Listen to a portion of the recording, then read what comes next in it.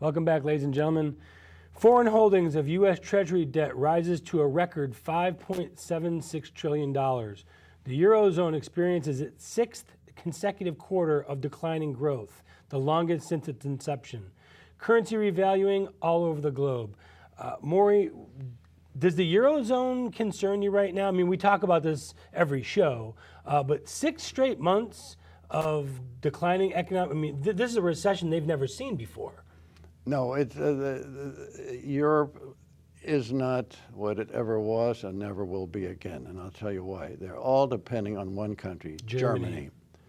Helmut Kohl, who was the Chancellor of Germany when the eurozone was developed, 1999, he did it because he felt he owed it to the people that the Nazis destroyed. Now, that was a good motivation, but it was not a good economic motivation. The Germans had the mark, which represented the strength of their industry, the strength of their discipline.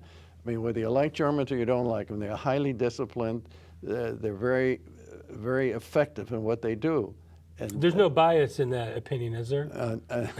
I'm only telling you what I evaluate. There are, as I said in our Just for the record, you were born in Germany. I'm a German. There's no question about it. That's I guess you scratch me deep enough, and that's what you find. And that you find that in most people, they are what they are. But I have always respected, they will never remove the stigma of Nazism, never, because it was so foul, so horrible, and so heinous that they can do anything they want to. But that's beside the point from what we're talking about here. They really picked themselves up by their bootstraps. Yes, the Marshall Plan helped, but the Marshall Plan in other countries didn't do as well as they did with Germany. But Germany now has to, it's like one healthy person in a family of sick people. France is about as close as number 2 as it comes, and they got a real bad. It's very bad with Hollande, the socialist. He doesn't want austerity; he wants to just tax the upper bracket. We think we got it bad with 39.6. How about 90%? I mean, that's their answer to the problem. So the thing is, Germany is the only country in Europe today that is carrying the ball for the European community, which is 28 nations, or the 17 nations of the eurozone. And the eurozone uses the euro. The British were smart, or lucky, or whatever you want to say, and I give Thatcher credit for this, that we are not going to get involved with the eurozone because that had the currency. And they still have the pound. So the pound is up there now with the euro and with the yen and with the dollar. What are the chances of the Germans going back to the mark? I think at this point, no chance, because, and this is not for reasons of goodness or kindness. This is, they realize if they go back to the mark, that means the eurozone collapses. And if the eurozone collapses, they go down with it, because they are part of the debts that have been supported and paid for and kicked the can down the road type of thing. So the Germans, if they pull out of the eurozone, not only the eurozone will collapse, I think the whole European community will collapse. You know what the basis of the European community was? They were going to be like the United States of Europe, 450 million people. And well, they said, the United States, it was a fallacy. The United States, whether you're in Texas, whether you're in California, whether you're in New York. You're American. You're an American. I mean, you look things differently in a different way, but basically you're still an American. States do business with each other. In Europe, you've got cultural distinction. You've got language. And language and anger. And everybody blames everybody else. The Eastern Europeans blame the Western Europeans.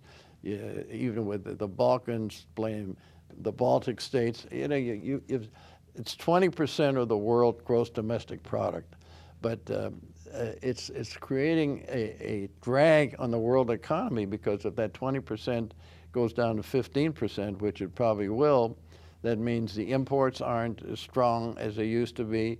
So if you were selling maybe a third of your products to Europe, you're only now selling maybe 1/8 of your products to Europe. So I see nothing in the eurozone that indicates that it's going to get better because they don't want austerity. They go. That's the only thing that can work, isn't it? No, but they go crazy because they have austerity. Then things start going down because they'll be deeper in debt. There is no answer. They talk about, I'm offended when somebody tries to compare the United States with Greece. Greece is a sad case. They're good people. I know their history, and it's only going to get worse. First of all, they have no tangible assets. They don't make anything. Well, they can sell the Acropolis, or they can sell where the Spartans used to come from, and so on. But the olives, that's about They did sell off a chain of islands to an emir. Yeah, I know. Well, and it was cheap too, I thought. I know. Well, if you like islands in the Mediterranean, I guess it's a good deal. The point is, the eurozone is going to be a drag on the world economy for some time to come. Foreign holdings of U.S. Treasury debt reaches a record $5.76 trillion. How concerned should we be about No concern at all. And I'll tell you why I'm saying that. You got to take the thing into the context. I'm talking about. I think I'm the first one that ever figured out what this nation of ours is worth. You know what it's worth? $160 trillion. Oh, we could pay off all our debts then. And maybe have $1 trillion left over. Actually, even our $16.5 trillion debt to 17, if you relate it to our real net worth, it's not that big a deal. Now, yes, it can be 10 years from now. The problem is there's nothing being done about it, and what is being done about it is not improving the situation. But the point is, we now have a developing energy situation that is awesome. If there's anything that I consider myself an expert in, without any real competition, at least people that I know, I study that every day of the week. And I'm telling you, even with the EPA trying to put a drag on it, which is, by the way, being held up right now by Obama because he sees that's the only game in town as far as generating revenues, we are going to be, within 5 years, an exporter. Well, we're already an exporter. But I mean, instead of importing, we're going to be a net exporter. Well, you're talking about crude oil. Crude oil, right now, we're at the lowest level of importing that we have been in 15 years. We will be, I would say in 5 or 6 years, we will be totally divorced from the Middle East, Nigeria, other, even Venezuela. We won't need them.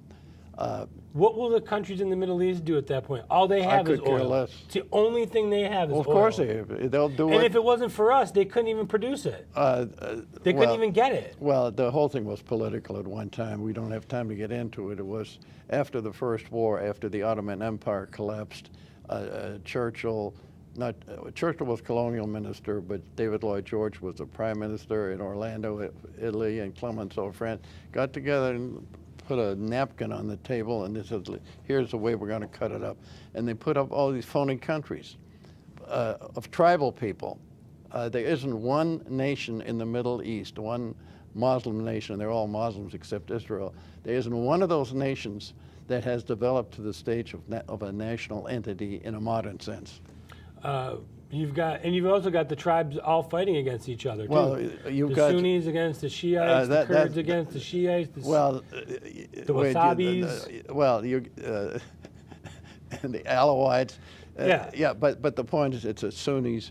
You see, Iraq was a good example. George W. Bush, nice guy, but really, really dumb in my estimation. He made some very, very dumb moves.